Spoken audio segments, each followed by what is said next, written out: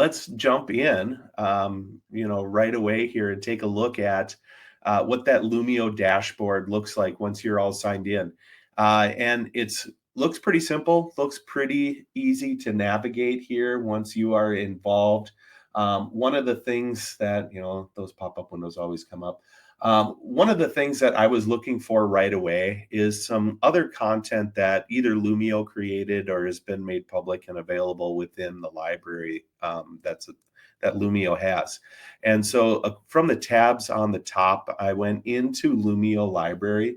And they have, a nice set of featured activities that are available, sometimes based on like brain break type things or a mindfulness activity. But I also noticed that they had a lot of themed activities based upon the season or the month of the year, or perhaps a holiday, that if you're looking for a special activity that deals with that time of the year, it's a great place to check out. They also have a lot of different manipulatives depending on what you're teaching. Like who knows how to read an analog clock anymore, other than me. I believe I do still. I learned that a long time ago, but it's like cursive writing. If it's a skill you don't use, it just disappears, right? And you can see that they've got it in there by, math, reading, and different content areas as well. They also have a place to search for resources and the ability to select different grade levels and the subjects that you teach. Like, I don't know, for example, let's say I wanted to pick 7th grade, and I wanted to pick it to be a science, and I want it to be on gardening.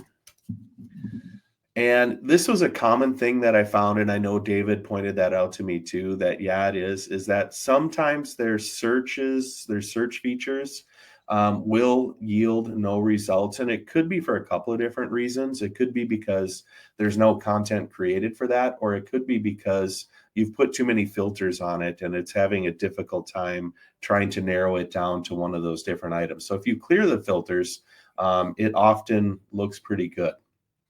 But I did, and I, was looking for something out there that had to do with plants.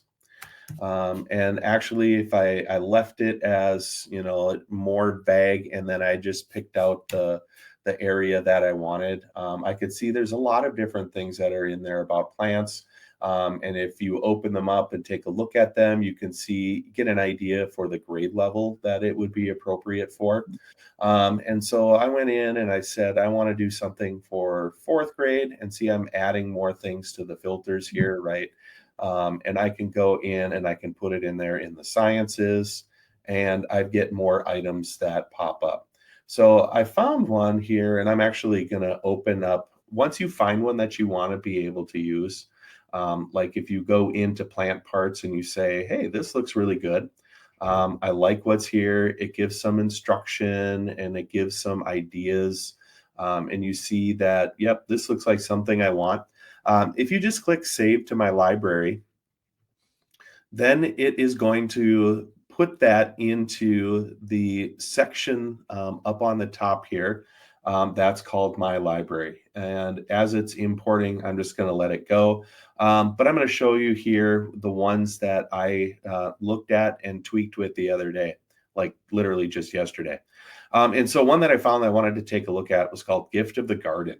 And so here I'm going to go into this one because I want to make some changes to it, because it's great the way that it is, and I think I could use it and I could roll with this with my 4th grade class. However, I want to maybe personalize it a little bit and make it more uniquely something that would better fit the ways that I teach. So if I go through and I'm like, yep, I like that slide.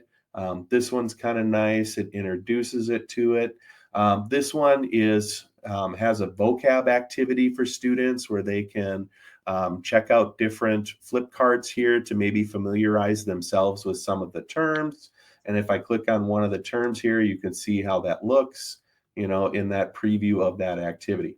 So you're able to see it a little bit even in this mode from the student perspective, what they're going to see on their devices as well. Then I get into this one here, and it's kind of like a choice board for students, right? They're going to have the option to choose one of these different activities to complete on their own. And if I like 3 of them, but I wanted to tweak and change one of them here, and you know what? I want to use an AI tool here as part of this as well. So I'm going to go into this card, and I'm going to select inside of there. It might give you a lock button when you first click there. And if you want to change it, you just click on the unlock. But if it's already unlocked, you can go in and you can change the text that's there, and you can put in the text that you want. And for this particular one, I'm going to make it AI garden planning, right? And so my directions are going to be, and I'm going to increase the size of this here a little bit too. Excuse me. And I'm going to actually say, let's go use another tool that we're familiar with, especially if you follow David and I. And we're going to use Magic School student rooms, and we're going to set up a room where students can go in, they can create a diagram or an image of what they want their garden to look like what plants are going to grow better next to what other plants and flowers. And so I give some direction like, hey, you've got to use 6 different plant or flower varieties, and then use the tools that are available in Magic Student, whether it's a chatbot tool or whether it's the Adobe Image Creator, that you could actually then set up kind of like what you might want to put in your garden. And if you wanted to draw it out on paper instead of having the AI do it, you could definitely do that too, kind of giving people options. But then they could choose these other ones there as well. And as you can see, it was really easy to change that content to make it more uniquely what I would do with kids, right? You also have the ability to add different slides that are in there. I can reorganize the slides if I want them in a different place. It's really easy to do those things, all from within these tools that are available to you. And then when you're done, of course, you click Finish Editing, and now it's ready to either assign or to start the lesson. If I click to start the lesson, students could go to lumioclass.com. They could enter in the class ID, or I could share the link for them, and then they would be ready to begin that particular lesson that would show up on their devices, and they would be able to contribute to the interactive features, or just follow along with my lesson as I'm doing that. So that is, in a nutshell, kind of like everything that I learned about Lumio in like one day.